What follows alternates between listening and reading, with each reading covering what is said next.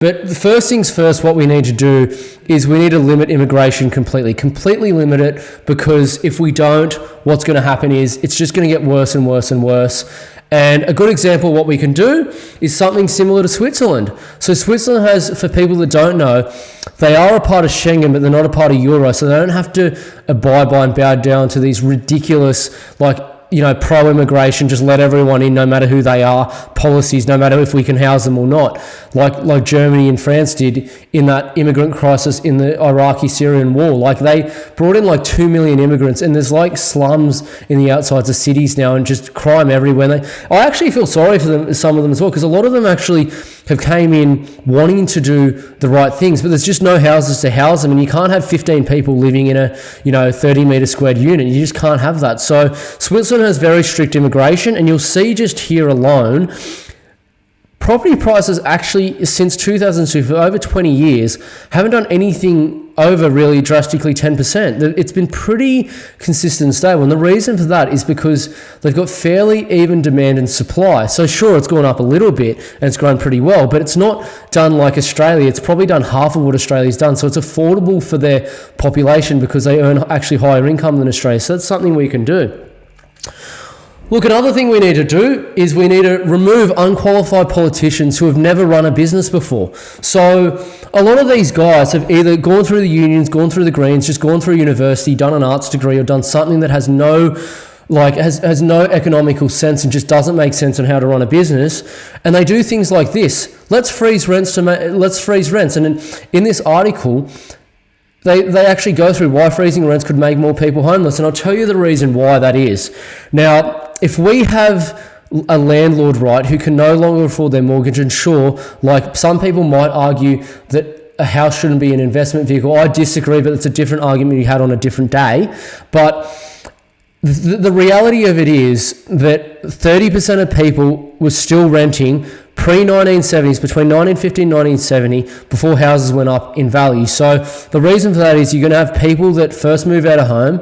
You're going to have people on contracts like locum doctors, for example. You have overseas residents. You'll have people traveling here. You'll have people that just don't want to buy a house and just prefer to rent and like traveling a lot. So a percentage of people are always going to be doing that regardless of what happens. And the issue with that is you can try to limit the market and limit people being in the market and making it unaffordable for landlords, but then they sell and you've got the same amount of demand for rentals but less supply, so prices have to go up. So the opposite actually needs to happen, where you have to promote landlords buying homes and creating dwellings so there's higher supply and the demand to supply ratio goes down so prices can't go up so much. So this guy in the Greens never run a business in his life before, just goes screaming on the Q&A and all those rubbish television shows and all that crap and with the unions and all that. Never run a business before, mind you. So I don't know how you even take a word of sense out of him,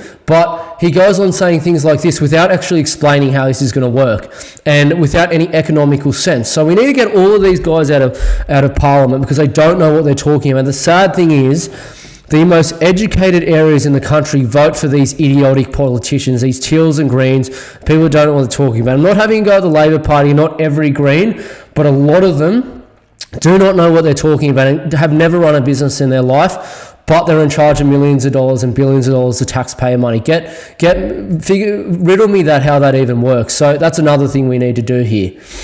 Another thing, we need to promote supply and incentivise tradesmen. I know the Labor government recently announced, and this isn't state, I'm not hearing about the state governments at all, because some actually are doing some policies that aren't too bad, but half of all people go to uni, but tradies are happier. Now, I saw something of them saying we want 80% or more recently. This was in, I think, September or October in 2024, with them saying they want roughly 80% or more of people to go to uni. Now, we don't need more people in the talking industry. We don't need more people in the doing industry. We don't need more people talking about their feelings, not doing anything, and just being government bureaucrats or oversupplying psychologists centers or anything like that, where we've got so many, we're so oversupplied in the amount of graduates in these degrees. We don't need any more PE teachers. We need more maths teachers, more science teachers, more economics teachers. We need people, engineers. We need tradesmen, especially.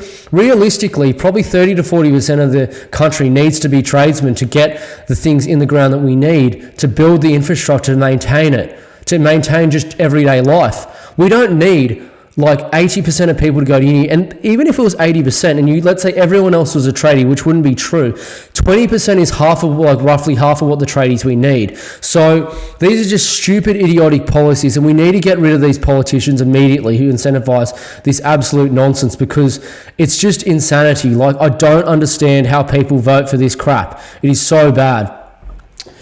Another thing we need to do is incentivize domestic investment, not like this. So this is just from Peter Switzer Financial. I don't mind him, don't agree with everything he says, but he definitely has a point here. New South Wales government joins Labor's tax assault on the successful. So this is raising land tax. I don't agree with it at all, because if you're raising land tax, are you going to also cut, are you going to start to cut council rates? Are you going to do any of that? Are you going to incentivize things in the other way? They don't do that. It goes up higher than inflation. They don't even index it. It should be indexed to what everything else is done if you want to incentivize it. That makes sense.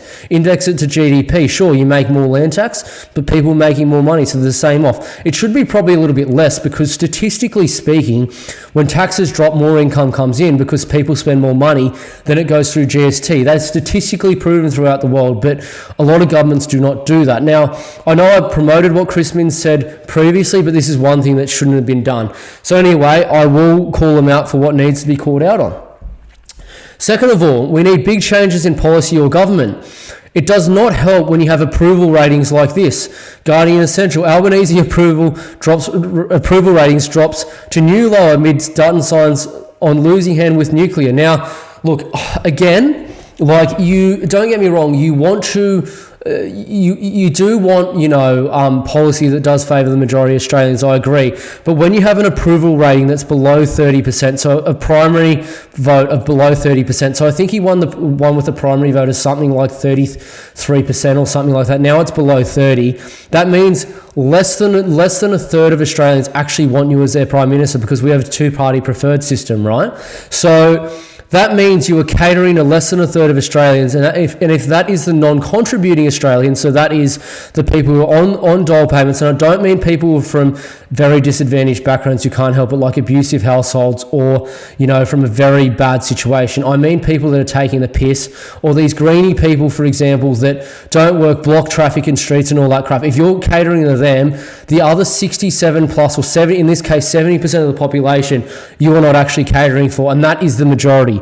That is who you actually need to cater for, not the small minority who is screaming about it, okay? So let's just be real here. We need politicians, and it might sound bad, but the reason populist politicians are doing very well at the moment is because they're catering for the majority, and that's what we need in government at the moment. That will help the crisis. It won't help this nonsense that we got going on at the moment.